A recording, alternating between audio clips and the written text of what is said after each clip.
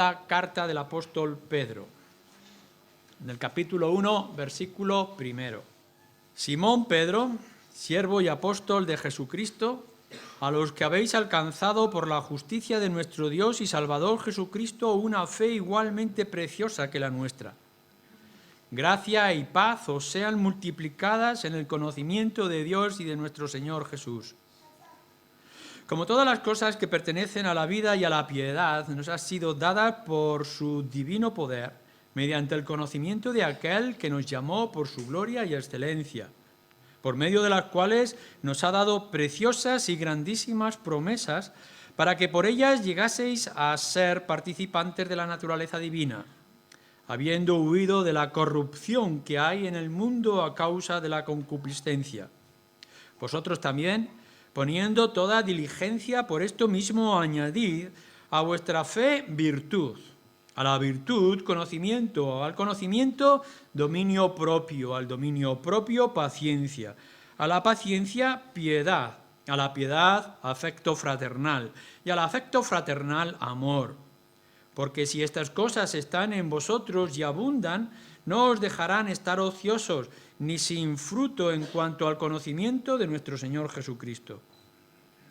Pero el que no tiene estas cosas tiene la vista muy corta, es ciego, habiendo olvidado la purificación de sus antiguos pecados. Por lo cual, hermanos, tanto más procurad hacer firme vuestra vocación y elección, porque haciendo estas cosas no caeréis jamás. Porque de esta manera os será otorgada amplia y generosa entrada en el reino eterno de nuestro Señor y Salvador Jesucristo. Por esto, yo no dejaré de recordaros siempre estas cosas, aunque vosotros las sepáis y estéis confirmados en la verdad presente. Pues tengo por justo, en tanto que estoy en este cuerpo, el despertaros con amonestación, sabiendo que en breve debo de abandonar el cuerpo, como nuestro Señor Jesucristo me ha declarado. También yo procuraré con diligencia que después de mi partida vosotros podáis en todo momento tener memoria de estas cosas.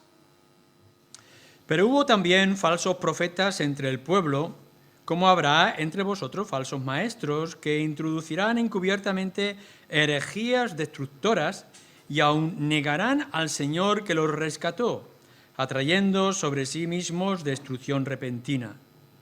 Y muchos seguirán sus disoluciones, por causa de las cuales el camino de la verdad será blasfemado. Y por avaricia harán mercadería de vosotros con palabras fingidas. Sobre los tales ya de largo tiempo la condenación no se tarda y su perdición no se duerme. Porque si Dios no perdonó a los ángeles que pecaron, sino que arrojándolos al infierno los entregó a prisiones de oscuridad para ser reservados al juicio, y si no perdonó al mundo antiguo, sino que guardó a Noé, pregonero de justicia, con otras 7 personas, trayendo el diluvio sobre el mundo de los impíos, y si condenó por destrucción a las ciudades de Sodoma y Gomorra, reduciéndolas a cenizas y poniéndolas de ejemplo a los que habían de vivir impíamente, y libró al justo Lot, abrumado por la nefanda conducta de los malvados, porque este justo que moraba entre ellos afligía cada día su alma justa, viendo y oyendo los hechos inicuos de ellos. Sabe el Señor librar de tentación a los piadosos y reservar a los injustos para ser castigados en el día del juicio. Y mayormente a aquellos que, siguiendo la carne, andan en concupiscencias e inmundicia y desprecian el señorío.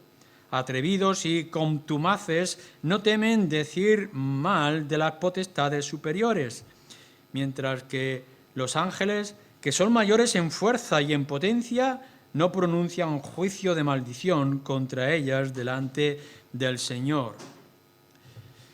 Vamos a pasar al versículo 18 para leer hasta el final. Segunda también de Pedro, capítulo 2, versículo 18. Pues hablando palabras infladas y vanas, seducen con concupiscencias de la carne y disoluciones a los que verdaderamente habían huido de los que viven en error. Les prometen libertad y son ellos mismos esclavos de corrupción, porque el que es vencido por alguno es hecho esclavo de aquel que lo venció. Ciertamente, si habiéndose ellos escapado de las contaminaciones del mundo por el conocimiento del Señor y Salvador Jesucristo, enredándose otra vez en ellas, son vencidos, su postrer estado viene a ser peor que el primero, porque mejor les hubiera sido no haber conocido el camino de la justicia, que después de haberlo conocido volverse atrás del santo mandamiento que les fue dado.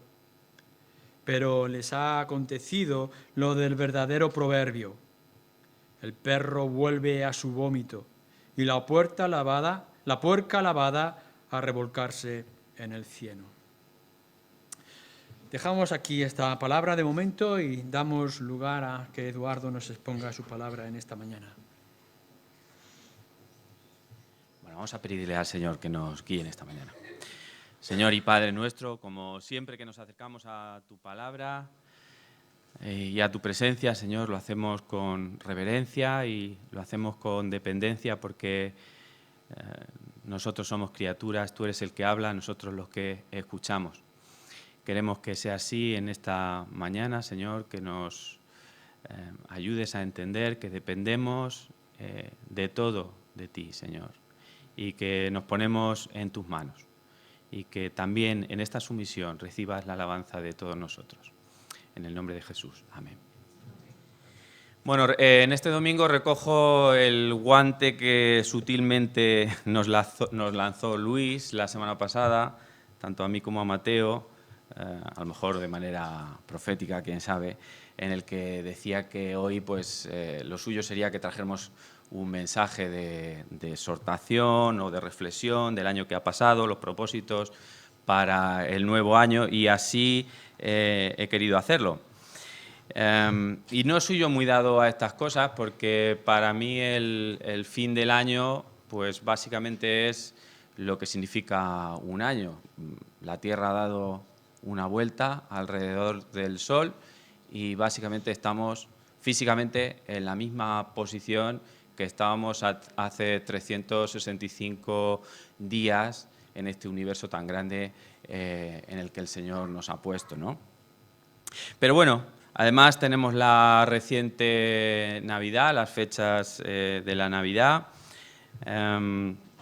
y quizá este cierre de la órbita terrestre y añadido al empacho de las comidas o de los buenos deseos de la familia, muestras de amor, compañerismo, comilonas en el trabajo también, pues todas estas cosas juntas hacen que muchos seres humanos en estas fechas quieran plantearse o replantearse su propia existencia. Y entonces consideramos que es un buen momento pues, para traer luz y ver qué es lo que la palabra de Dios tiene para todas aquellas personas que se replantean su propia existencia, incluidos nosotros, los que podamos estar aquí. Así que el Señor ha puesto en mi mente esta segunda carta de Pedro, con la que espero que el Señor nos pueda orientar por dónde debemos enfocar o dónde debemos poner nuestros ojos en este año que empieza en un par de días. Voy a echarle un vistazo, como hemos ido viendo, a toda la epístola, toda la segunda epístola de Pedro. Y por tanto, pues creo que es importante que, aunque sea brevemente, pongamos un poco en contexto cuándo fue escrita. Obviamente fue escrita por Pedro. También el mismo Pedro nos dice que es la segunda carta que había escrito a un grupo de creyentes. En Primera Pedro leemos pues, que son a los expatriados de la dispersión en el Ponto, Galacia, Capadocia, Asia y Bitinia, es decir, probablemente era a las iglesias de la zona de lo que se llamaba Asia Menor, y fue escrito entre el 64 y el 67, según dicen los estudiosos. Para que nos hagamos una idea o lo pongamos en perspectiva, unos 30 años después de la muerte y resurrección de Jesús. Luego, posteriormente, tenemos estas divisiones que se nos han hecho aquí en 3 capítulos, pero que me van a servir para traer la exposición y la exhortación que quiero para esta mañana. Así que, básicamente, va a estar dividido esto en 3 partes: primer capítulo, segundo capítulo y tercer capítulo, y vamos a empezar por el primero. Una cosa que no he mencionado acerca del contexto de esta carta es que, lo hemos leído, Pedro está al final de su vida.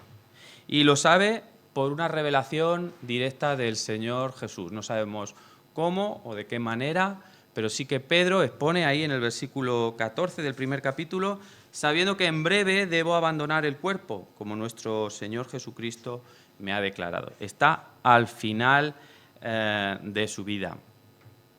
Y escribe esta segunda carta a aquellos que leemos en el versículo 1, aquellos que habéis alcanzado por la justicia de nuestro Señor y Salvador Jesucristo una fe igualmente preciosa que la nuestra.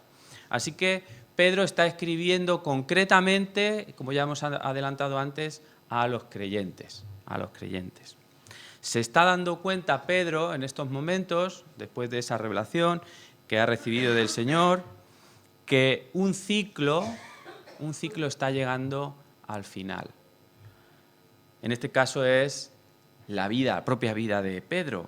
Y con él también está llegando al final el testimonio vivo, el testimonio apostólico. Lo vemos ahí, por ejemplo, si vamos a los versículos 16 al 21, cuando leemos, leeríamos la parte que no hemos leído antes, pues vemos ahí cómo están reflejados los discípulos y los apóstoles que recibieron el mensaje directamente del Señor Jesús. Pero esto está acabando, porque la vida pasa, el tiempo pasa y Pedro va a llegar al final de su vida. Lo leemos también en 3:15, si vais allí. Dice: tened entendido que la paciencia de nuestro Señor es para salvación, como también nuestro amado hermano Pablo, según la sabiduría que le ha sido dada, os ha escrito. Está haciendo referencia no solo a él como apóstol, sino al resto de apóstoles. Y este ciclo está empezando a llegar al final. Y otro ciclo diferente empieza. Fijaos que el capítulo 2 que acabamos de leer está todo lleno de la descripción de lo que va a suceder a partir de ese momento. Los falsos maestros que van a aparecer en la iglesia y, como leeremos ahora después de ellos vendrá el fin con el día del Señor. Así que vemos a Pedro viendo un cambio de ciclo, lo que podíamos analizar nosotros hoy también. Vemos un cambio de ciclo en este fin de año. Y Pedro quiere, como padre espiritual, considera importante recapitular y analizar ese ciclo que ahora él ve que se va a cerrar. Todos nosotros tenemos tendencia a recapitular, a rememorar, a repasar cualquier ciclo que termina, como digo, como este año 2019. Y como personas que hacemos eso, pues lo normal, lo que solemos hacer en estas fechas, pues es pensar si hemos actuado bien con los nuestros o si hemos tomado las decisiones acertadas durante este año que ha pasado, qué tal ha ido nuestro trabajo, cómo van nuestros estudios, cuál es nuestra situación financiera. Todas estas cosas son cosas que se suelen hacer a final de año. Todos los informes se hacen en las empresas a final de año. Todo se hace a final de año, ese análisis. Incluso como creyentes podríamos, y sería bueno que hiciéramos, deberíamos analizar también el año a nivel espiritual. Quizá nos planteamos cosas como algunos que estuvieron entre nosotros durante este año y hoy ya no están, o quizá miramos de otra manera y vemos que el Señor ha añadido a su iglesia a gente y damos las gracias al Señor por ello, cómo el Señor ha salvado entre nosotros, o podemos analizar cómo han evolucionado, cómo han crecido nuestras reuniones, nuestros estudios, nuestra alabanza, las ofrendas. En breve me tendréis explicando cómo han ido las cuestiones económicas durante este año. Podemos pensar en pasión por el Evangelio, podemos pensar, como recordábamos en oración, el plan que tenemos para el local y cómo hemos avanzado. Y Pedro, apóstol y discípulo de Jesús, podría haber hablado a los creyentes de esta manera, podría haber hablado de la bendición que fue el tiempo que pasó con ellos. Él está al final de su vida, podría recordar qué bonito fueron aquellos tiempos, podría haber enviado una felicitación navideña, un crisma, ¿no? Y haber dicho, qué buenos tiempos hemos vivido juntos. O podría haber revivido momentos de fraternidad, podría haber hecho un análisis económico o por áreas de su ministerio o del ministerio de los creyentes, podría haber deseado vidas felices, quizá podría haber lamentado la falta de amor en las iglesias o la falta de conocimiento de la Escritura para defender la fe ante los no creyentes o en la sociedad en la que vivían. Pero, sin embargo, aunque Pedro podría haber hecho todo esto y habría sido bueno, el apóstol cree que lo más necesario es lo que encontramos en el versículo 13 del capítulo 1. Dice allí, si vais conmigo, pues tengo por justo, en tanto que estoy en este cuerpo, el despertaros con amonestación. Tengo por justo, en tanto que estoy en este cuerpo, el despertaros con amonestación. Y por si no ha quedado claro, si pasáis al capítulo 3, versículo 1, dice, amados, esta es la segunda carta que os escribo, y en ambas despierto con exhortación vuestro limpio entendimiento. Así que en lugar de desear o recordar, lo que él trae es un deseo de amonestación. Lo que quiere hacer básicamente es echar un jarro de agua fría al que se duerme con una amonestación o una exhortación. Parece que Pedro ha analizado la iglesia, ha analizado a esos creyentes que están en Asia Menor y se ha dado cuenta de una cosa, y esa cosa es que lo que tienen atrás, lo que él puede observar de esa iglesia es que están relajados, que están sesteando, que están dormidos. Y quizá en esa pereza se han dejado de dar cuenta de que lo que tienen a su alrededor es un clima que impide ese relax y esa pereza. Y fijaos que es irónico que quien lo dice, Pedro, quien está diciendo esto, es alguien que se quedó dormido cuando precisamente Jesús estaba llegando al final de su vida, al final de otro ciclo, y cuando Jesús mismo le pidió que se quedasen orando y él se quedó dormido. Ahora es Pedro el que se da cuenta de que la iglesia se está quedando dormido cuando él está llegando al final de su propia vida. Así que, ¿cuál es el análisis que hace Pedro del tiempo que ha pasado? Que la iglesia está dormida. Que la iglesia está dormida. Y pasamos al capítulo 2. Y es que si no hay preocupación, si alguien no está preocupado, uno pues puede deleitarse, puede pasárselo bien en pasatiempos ligeros, puede relajarse al sol, ver pasar las nubes, como vemos en los anuncios en la televisión. Pero ¿y si hay algo que te preocupa tanto que no te deja dormir? ¿No es eso lo que nos gustaría para nuestras vacaciones? Es decir, venga, me voy a ir a la playa, voy a tumbarme en la arena, voy a mirar las nubes pasar, no voy a pensar en nada, voy a relajarme, voy a sestear. Eso está muy bien, pero ¿y si tienes algo que te preocupa? No puedes quitarlo de encima. Estarás en la playa, estarás viendo pasar las nubes, pero tu mente estará en otro sitio, porque a veces los problemas son mayores. Y algo así le pasa a Pedro. Hay algo que le preocupa mucho. Tanto le preocupa eso que todo lo demás pierde su importancia en relación a esta cuestión que es prioritaria. Porque si no fuera así, Pedro bien podría haber hecho lo que habíamos dicho antes, pues felicitar, animar, desear cosas buenas para los creyentes de Asia. Sin embargo, como hemos dicho, lo que quiere hacer es despertarles de ese plácido sueño en el que vive la Iglesia a una realidad que parece que les está pasando inadvertida.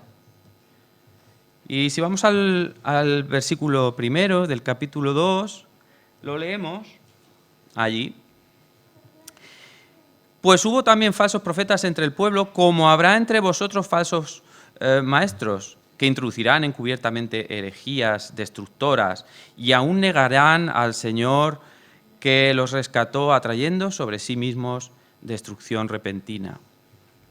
Que igual que hubo en el pasado falsos maestros, también los habrá en el futuro. esa es la situación en la que está la Iglesia viviendo y ajena en un sueño relajado, sin darse cuenta de que esto está sucediendo a su alrededor. Y si os dais cuenta, la maravilla, la forma en la que está escrita este versículo, hace que esta advertencia sea atemporal.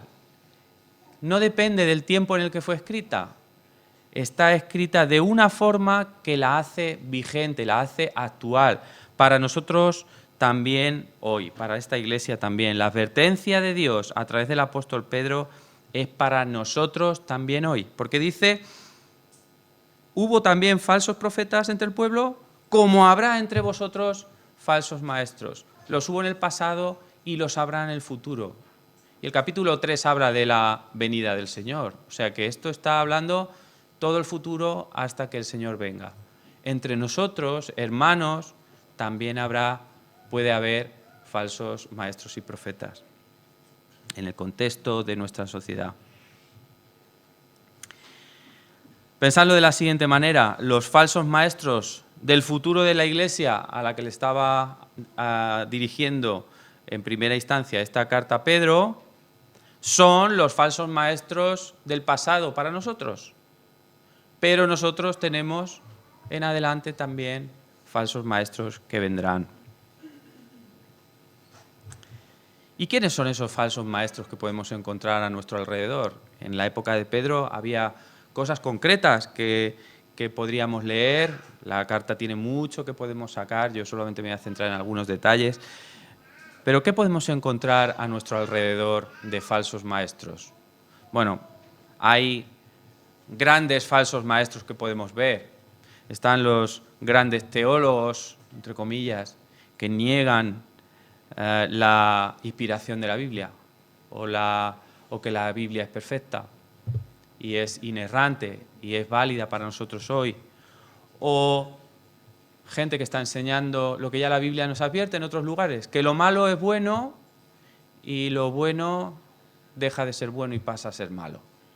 Principios fundamentales de la Biblia que tenemos claros. O maestros que dicen que la Iglesia es innecesaria y que cada uno puede reunirse por su cuenta, que no es necesaria la Iglesia. O ese relativismo que hay a nuestro alrededor, en el que tu fe vale y la mía también vale, al fin y al cabo cada uno que piense lo que quiera para sentirse bien, que eso es lo importante. Ese tipo de doctrinas las tenemos a nuestro alrededor y están aceptadas, son grandes maestros, son falsos teólogos que nos llevan y nos pueden llevar por caminos de error. Y el problema para Pedro no es tanto que haya falsos maestros en la Iglesia, sino las consecuencias que esos falsos maestros van a traer a las mismas iglesias y al pueblo de Dios. Si vamos al versículo 2 del capítulo 2, dicen, y muchos seguirán sus disoluciones, por causa de los cuales el camino de la verdad será blasfemado. Muchos de los que están en las iglesias saldrán del camino de la verdad de Dios hacia el error, y nuestro Dios, el camino de la verdad, nuestro mismísimo Dios será blasfemado por la gente que ahora mismo está en las iglesias y se deja arrastrar. Así que mientras parece que a los creyentes les pasa inadvertida toda esta situación, Pedro se levanta al final de su vida con fuerza para decir, tenéis que despertar, tenemos todos que despertar a esta realidad. Y entramos en el capítulo 3, porque en este capítulo vamos a encontrar y con todo esto que ha dejado escrito y dicho, este análisis del ciclo que se cierra con su propia vida y con el testimonio vivo apostólico, con esto en la mente, todo ese ambiente corrosivo que hay alrededor de la Iglesia y a los creyentes de forma individual, el capítulo 3 nos lleva a la exhortación que traigo para nosotros en esta mañana. Dicho de otra manera, Pedro ahora, de forma quizá no muy obvia para como lo diríamos nosotros en estos tiempos ahora, va a traer una lista de propósitos para el ciclo que se avecina y que se abre ante la Iglesia. A ver si os propongo que los encontréis, porque vamos a leer ahora el capítulo 3, Débora, vamos a leer ahora el capítulo 3. Yo he encontrado 6 propósitos que el apóstol Pedro quiere para nosotros en este año que comenzamos. Y os animo a que los encontréis, luego los iremos viendo uno por uno. Amados, esta es la segunda carta que os escribo, y en ambas despierto con exhortación vuestro limpio entendimiento, para que tengáis memoria de las palabras que antes han sido dichas por los santos profetas, y del mandamiento del Señor y Salvador, dado por vuestros apóstoles, sabiendo primero esto, que en los postreros días vendrán burladores, andando según sus propias concupiscencias, y diciendo, ¿dónde está la promesa de su advenimiento? Porque desde el día en que los padres durmieron, todas las cosas permanecen así como desde el principio de la creación. Estos ignoran voluntariamente que en el tiempo antiguo fueron hechos por la palabra de Dios de los cielos, y también la tierra, que proviene del agua, y por el agua subsiste, por lo cual el mundo de entonces pereció anegado en agua. Pero los cielos y la tierra que existen ahora están reservados por la misma palabra, guardados para el fuego en el día del juicio y de la perdición de los hombres impíos. Mas, oh amados, no ignoréis esto, que para con el Señor un día es como 1000 años, y 1000 años como un día. El Señor no retarda su promesa, según algunos la tienen por tardanza, sino que es paciente para con nosotros, no queriendo que ninguno perezca, sino que todos procedan al arrepentimiento. Pero día del Señor vendrá como ladrón en la noche, en el cual los cielos pasarán con gran estruendo, y los elementos ardiendo serán deshechos, y la tierra y las obras que en ella hay serán quemadas. Puesto que todas estas cosas han de ser deshechas, ¿cómo no debéis vosotros andar en santa y piadosa manera de vivir, esperando y apresurándoos para la venida del día de Dios, en el cual los cielos, encendiéndose, serán deshechos, y los elementos, siendo quemados, se fundirán? Pero nosotros esperamos, según sus promesas, cielos nuevos y tierra nueva, en los cuales mora la justicia.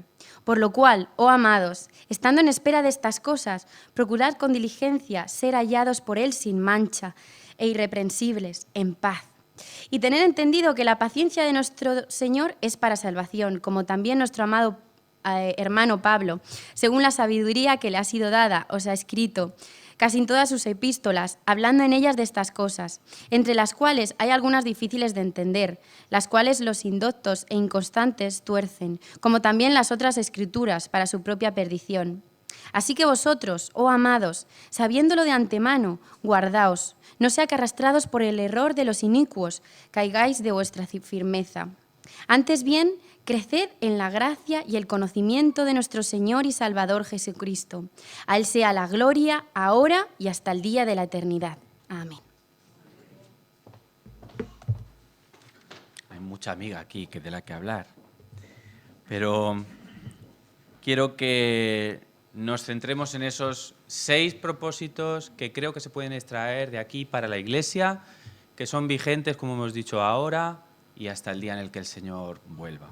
El primero de ellos, claro, yo he tenido tiempo para prepararlo, vosotros no, a lo mejor os ha saltado. El primero, yo lo encuentro en el versículo 2. Esta es la segunda carta que os escribo, despierto con exhortación vuestro limpio entendimiento. Como veíamos, hay que despertar. Lo primero que quiero que hagáis es que tengáis memoria de las palabras que antes han sido dichas por los santos profetas y del mandamiento del Señor y Salvador dado por vuestros apóstoles. Tenemos que tener memoria.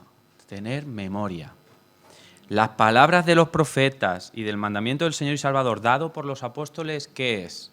Sino la mismísima palabra de Dios. Tenemos que tener memoria de la palabra de Dios. Por supuesto que no se está refiriendo a que la memoricemos, aunque quien tenga capacidad bien podría hacerlo, sino a retenerla en la mente, a grabarla a fuego en el corazón, a tatuarla, si quisierais, si pudiéramos decirlo así, en el alma.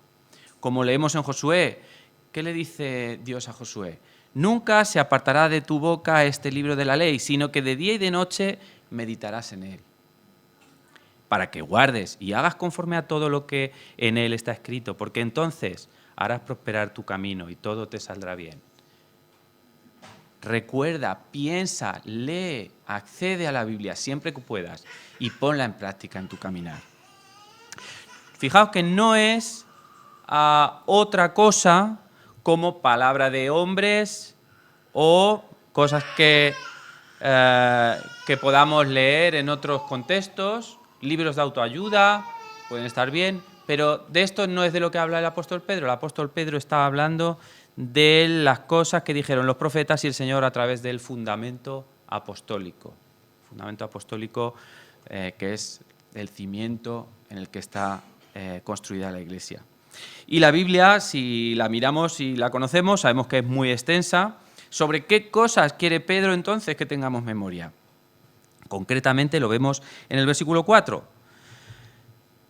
Lo que quiere Pedro es que tengamos esperanza en la segunda venida del Señor. Fijaos que esos falsos maestros, de los cuales nos ha advertido en el capítulo 2, van a venir diciendo: ¿dónde está la promesa de su advenimiento, esa segunda venida? Porque desde el día en el que los padres durmieron, todas las cosas permanecen así como desde el principio de la creación. Aquí no pasa nada.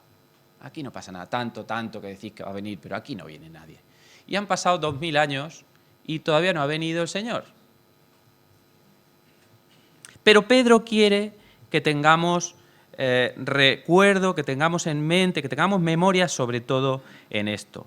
Pedro lo argumenta luego más tarde, desde el 3 hasta el 11, está argumentando acerca de toda esta enseñanza, y es que la segunda venida de nuestro Señor Jesús es el fundamento de nuestra fe, y es de lo que va la Biblia. La Biblia va del camino para alcanzar la salvación en Cristo. ¿Para qué?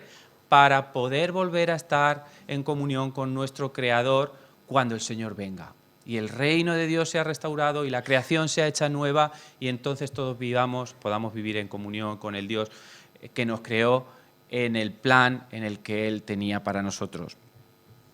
Leemos en 1 Corintios, que llegaremos, no sé, dentro de un par de años, leemos en el capítulo 15, a partir del versículo 12, voy a leerlo yo, 1 Corintios 15 a partir del 12. Pero si se predica de Cristo que resucitó de los muertos, ¿cómo dicen algunos entre vosotros que no hay resurrección de muertos? Porque si no hay resurrección de muertos, tampoco Cristo resucitó. Y si Cristo no resucitó, vana es entonces nuestra predicación, vana es también vuestra fe. Y somos hallados falsos testigos de Dios, porque hemos testificado de Dios que Él resucitó a Cristo, al cual no resucitó, si en verdad los muertos no resucitan. Porque si los muertos no resucitan, tampoco Cristo resucitó. Y si Cristo no resucitó, vuestra fe es vana, aún estáis en vuestros pecados. Entonces, también los que durmieron en Cristo perecieron. Si en esta vida solamente esperamos en Cristo, somos los más dignos de conmiseración de todos los hombres. Mas ahora Cristo ha resucitado de los muertos. Primicias de los que durmieron es hecho. Por cuanto la muerte entró por un hombre, también por un hombre la resurrección de los muertos. Porque así como en Adán todos mueren, también en Cristo todos serán vivificados.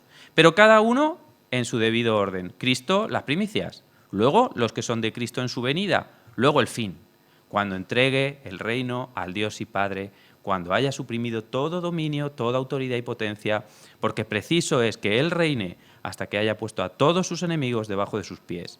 Y el postrer enemigo que será destruido es la muerte. Esto es el fundamento de nuestra fe. Esto es de lo que va la Biblia.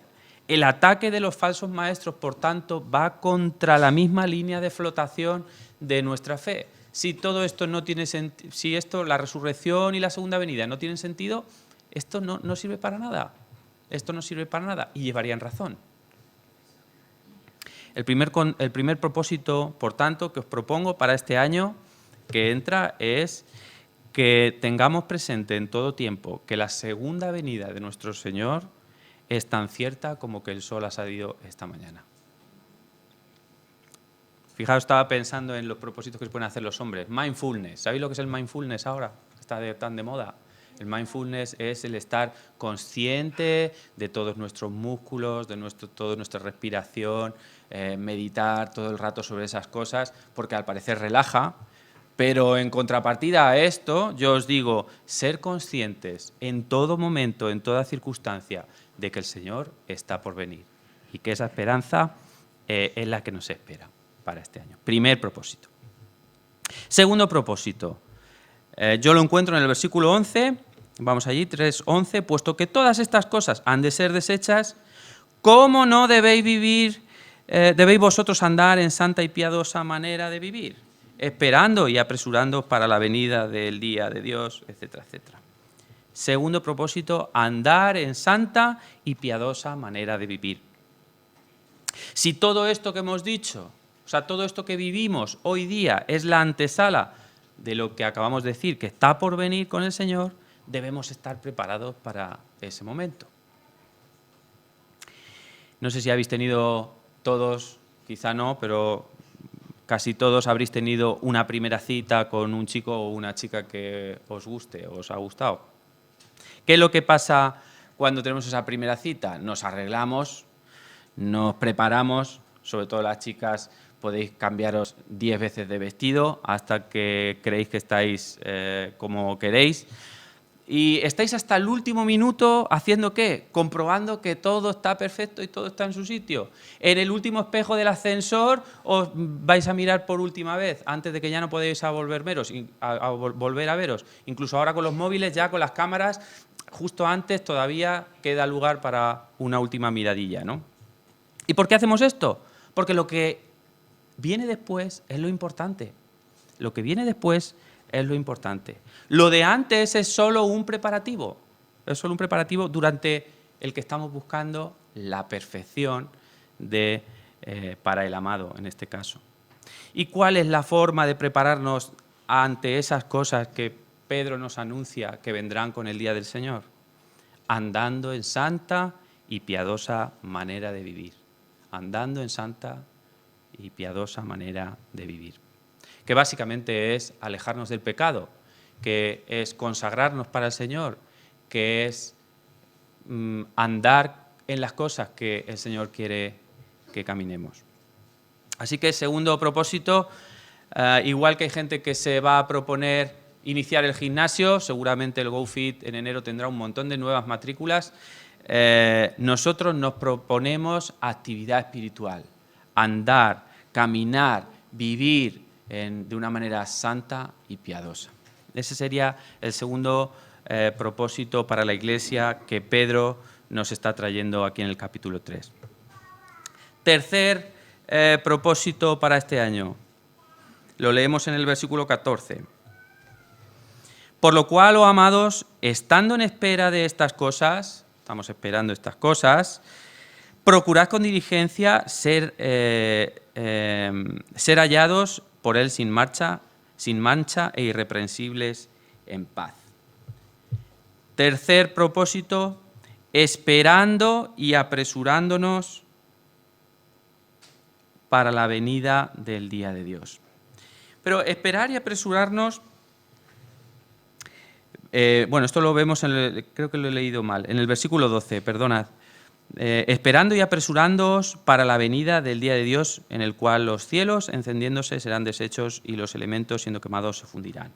Esperando y apresurándonos para la venida de Dios.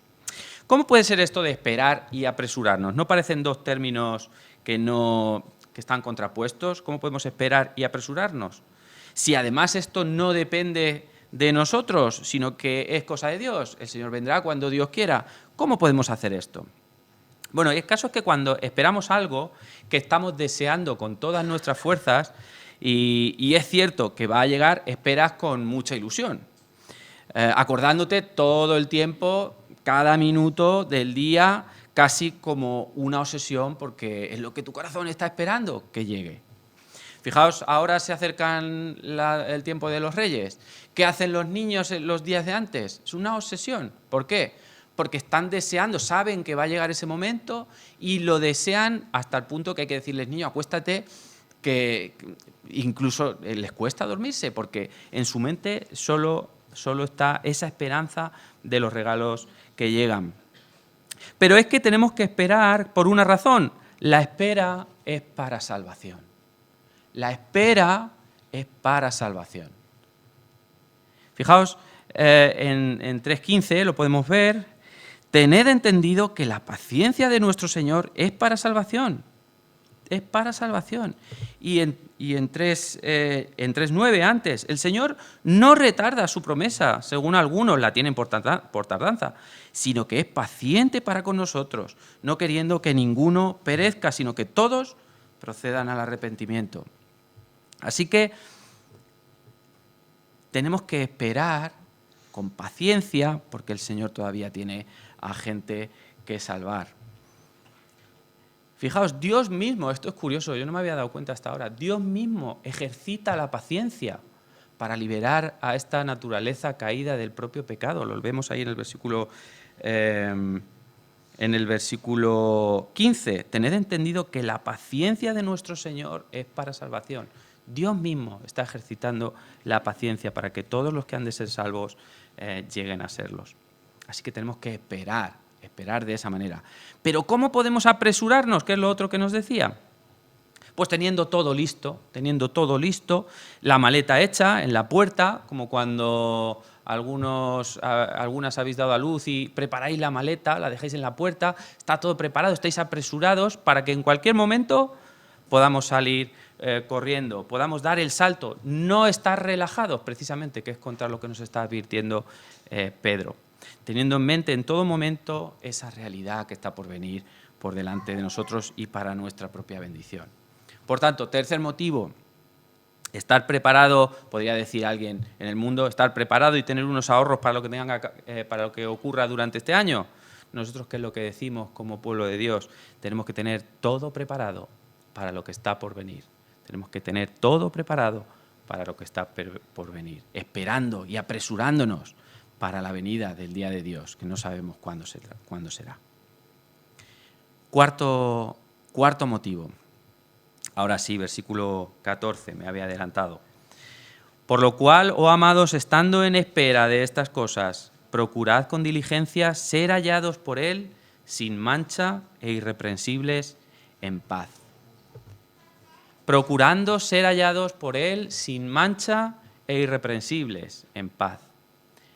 Como hemos dicho, estando en espera, estamos alerta, tenemos la maleta, estamos despiertos para que finalmente Él, el Señor, nos encuentre sin manchas, con la tarea hecha, sin nada que decir en nuestra contra, dice irreprensibles y sin mancha. Este motivo, este cuarto propósito, está relacionado claramente con el segundo, con el de andar en santa y piadosa manera de vivir, porque el ser hallados sin mancha e irreprensibles es el fruto de nuestra santificación, que será perfecta el día en el que venga el Señor Jesús. Nosotros vamos caminando, vamos con la ayuda del Espíritu Santo en las buenas obras que Él pone por delante, en el conocimiento, en la dependencia del Señor, hasta el final, cuando el Señor nos encuentre y nos imponga toda su justicia. Entonces todo nuestro pecado será y nuestra naturaleza será cambiada sin pecado ahora.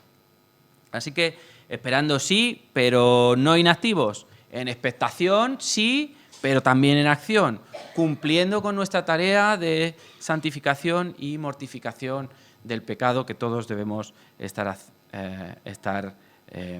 ejercitando. Si andar en santa y piadosa manera de vivir es algo externo, es nuestro caminar diario, en esta ocasión se nos muestra lo que hay dentro, porque el fruto de la santificación puede hasta cierto punto ser fingido, pero cuando el Señor venga, Él mirará dentro del corazón. Y dentro del corazón nada de lo dicho ni de lo hecho tendrá estructura suficiente para mantenerse si no era del Señor. Como Él dice, toda la paja, toda la hojarasca, todo será quemado para que seáis probados, para que lo que queda sea el oro. Así que, si procuramos ser hallados sin mancha e irreprensibles, será porque estamos trabajando también en nuestro corazón y no solo en el exterior. Así que, cuarto propósito, igual que alguien podría decir, como yo he dicho alguna vez, este año política de 0 multas con el coche. No voy a hacer ninguna infracción para que no me pongan una multa. Nosotros como creyentes deberíamos decir, voy a mantenerme sin mancha e irreprensible delante del Señor, porque no sé cuándo va a venir. En quinto lugar, quinto propósito, versículo 17, dice: así que vosotros, oh amados, sabiendo de antemano, guardaos, no sea que arrastrados por el error de los inicuos, caigáis de vuestra firmeza. Quinto propósito, guardándonos para no ser arrastrados por el error. El error del que nos está advirtiendo Pedro, de los falsos maestros. Guardarnos de los errores y de las tergiversaciones de esa doctrina apostólica que tenemos en la palabra de Dios. Vamos a recordar, como hemos dicho antes, que el coste de seguir el error es gravísimo y puede tener consecuencias eternas, como leíamos en el capítulo 2 y versículo 2, que leíamos allí. Y muchos seguirán sus disoluciones, por causa de los cuales el camino de la verdad será blasfemado. Y hemos leído también que van a andar por caminos de perdición y a los falsos maestros ya, dice, su condenación ya está hecha porque están arrastrando a mucha gente. Así que, guardándonos de todos esos errores. El error puede arrastrarnos. El error puede arrastrarnos. Y esto es una imagen que deberíamos tener clara, porque imaginaros una riada. A veces tenemos imágenes en las noticias de una riada. Viene una riada y de pronto alguien está grabando con su móvil desde la terraza y ve que hay alguien que se pone a cruzar por mitad de la riada. Y de pronto el agua con toda su fuerza se lleva a esa persona por delante. Esta persona ha sido arrastrada por la riada. ¿Pensáis vosotros que esa persona quería ser arrastrada por la riada? Obviamente no quería ser arrastrada, y en ese momento, si estaría pensando: ay, si me hubiese quedado en la seguridad de mi casa, ¿qué pintaba yo aquí con esta fuerza que ahora me arrastra y que probablemente puede acabar con su vida? Nosotros nos puede pasar lo mismo. Nosotros no queremos ser arrastrados por el error. Nosotros queremos estar fundamentados en la palabra de Dios y en lo que Él tiene para nosotros. Pero el error puede venir y arrastrarnos, sin quererlo, sin desearlo. Si vamos paseando por lugares donde el error es predicado y expuesto, quizá algún día, cuando el Señor venga y la luz de su verdad nos ilumine de forma completa, nos daremos cuenta de que estuvimos caminando por donde no deberíamos haberlo hecho. Podemos ser arrastrados y Dios puede ser blasfemado por nuestra causa en ese error en el que nos hemos metido. Dios puede ser blasfemado por nuestra culpa. Quizá no perdamos la salvación, quizás seamos llevados por un error y no perdamos la salvación si Él ha muerto por nosotros, pero ¿podemos decir que seremos así hallados sin mancha e irreprensibles en el día del Señor? ¿Podremos ser de apoyo a otros? ¿O más bien podemos ser piedra de tropiezo si nos dejamos llevar por el error? ¿Y cuál es nuestro refugio ante esa corriente que puede llegar a arrastrarnos del error? Pues lo dice también un poquito más adelante, en el versículo 16, un poquito antes. Dice: las cuales los indoctos e inconstantes tuercen, como también las otras escrituras, para su propia perdición. Si los indoctos e inconstantes son los que tuercen y pueden arrastrarnos en su error, ¿qué es lo que tenemos que hacer nosotros? Todo lo contrario, ser doctos y ser constantes en el estudio de la palabra de Dios, conocer la palabra de Dios, saber defenderla, saber aplicarla a nuestra vida de forma constante. Esa es el ancla que nos va a guardar de este arrastre que puede llegar a ser para nosotros el error. Así que, quinto propósito, si alguien en el mundo, también las academias de inglés están llenándose de matrículas ahora a primeros de año, si alguien quiere aprender, hacer una carrera, aprender inglés, ¿qué tenemos que hacer nosotros los creyentes? Tenemos que proponernos el estudio, el crecimiento, el tener un mayor conocimiento de la palabra de Dios. Porque esa es la única manera, el único ancla que nos va a mantener firmes cuando la corriente del error esté cerca de nosotros. Así que quinto propósito, crecer en la palabra del Señor. Y sexto y último propósito lo veo en el versículo 18, cuando dice allí, antes bien, en contraposición de dejaros arrastrar por el error, antes bien, creced en la gracia y en el conocimiento de nuestro Señor y Salvador Jesucristo. A Él sea la gloria ahora y hasta el día de la eternidad. Amén. Antes bien, creced en la gracia y en el conocimiento de nuestro Señor y Salvador Jesucristo. Lo contrario de dejarnos arrastrar es crecer, hacernos más grandes, más firmes. Un coche pequeño se lo lleva la corriente. Un tanque del ejército no se lo lleva la corriente. ¿Por qué? Porque es más grande, porque es más pesado, porque está bien plantado. Un gran árbol con raíces es capaz de soportar el viento y la riada. Fijaos, no sé si habéis estado por nuestra casa, nosotros teníamos un pinar en la entrada.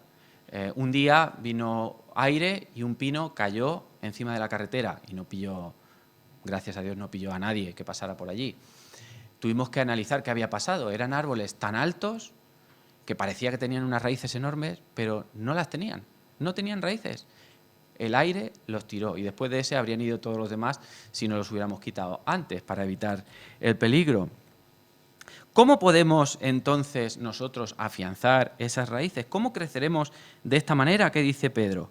Pues conociendo, dice ahí, conociendo y viviendo más y más en la gracia de Dios y en el conocimiento de nuestro Señor Jesucristo. Vivir la gracia de Dios y todo lo que eso implica. ¿Qué es vivir en la gracia de Dios y todo lo que ello pueda implicar? Pues es depender de Dios, es tener gratitud hacia las cosas que Dios nos da, es estar contentos con lo que tenemos, es básicamente depender de que todo lo que tenemos y de todo lo que somos es de Dios y es para Él. Eso es vivir en la gracia. Pero también tenemos que conocer más a nuestro Señor. Y lo conocemos como veíamos antes, estudiando su palabra. Él se revela en su palabra, así le conocemos. Pero hay una forma más allá de conocimiento del Señor, que es relacionándonos con Él. Relacionándonos con Él a través de la palabra, pero también a través de la oración, a través de las cosas que el Señor hace en la iglesia, en otros hermanos. Así es como podemos ver cómo es el poder de nuestro Señor para cambiar, para salvar, y a veces veremos cosas sobrenaturales que nos asombrarán de cómo nuestro Señor obra en nuestras vidas, y así conoceremos mucho mejor a nuestro Señor.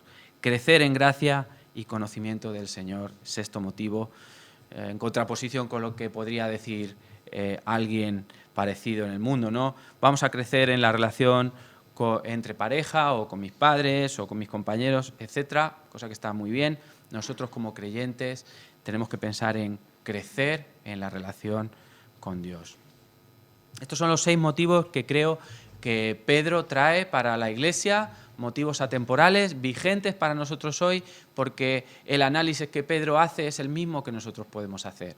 Lo que pasó, lo que viene por delante y los propósitos que tenemos que hacer para llegar a buen término al día del Señor que Pedro nos enseña. Así que un nuevo ciclo se abre ante nosotros como Iglesia.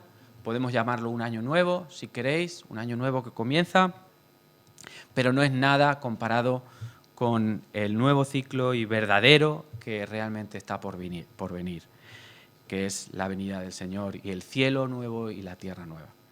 Analicemos lo que queda detrás, hagamos caso de la palabra de Dios, proponiéndonos estos 6 propósitos espirituales, y mientras tanto, esperad como es digno de los hijos de Dios ese día del Señor que está por venir, porque tened por cierto que Él vendrá y que todo ojo le verá. Y como dice Pedro al final, a Él sea la gloria ahora y hasta el día de la eternidad. Amén.